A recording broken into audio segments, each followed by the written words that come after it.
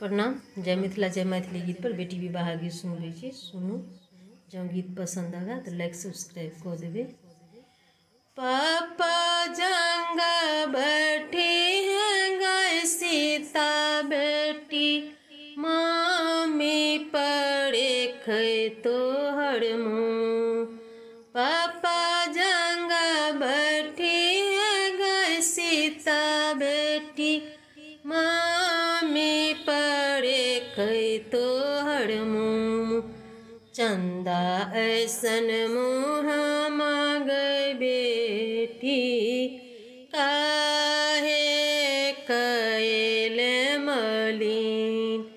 चंदा ऐसन मुँह मांगे बेटी, काहे कैले मलिन।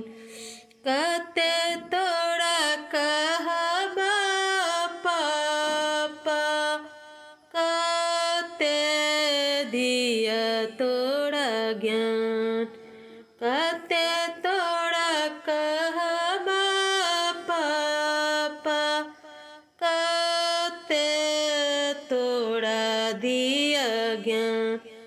चुटकी भर सिंदूर बाहो पापा, बेटी होए तबीरान। चुटकी भर सिंदूर बाहो पापा, बेटी होए तबीरान। चाचा जंगा बैठी है गे बेटी, चाची पड़े खे तो हर मुँह। चाचा जंगा बैठी है गे बेटी, चाची पड़े खे तो हर मुँह।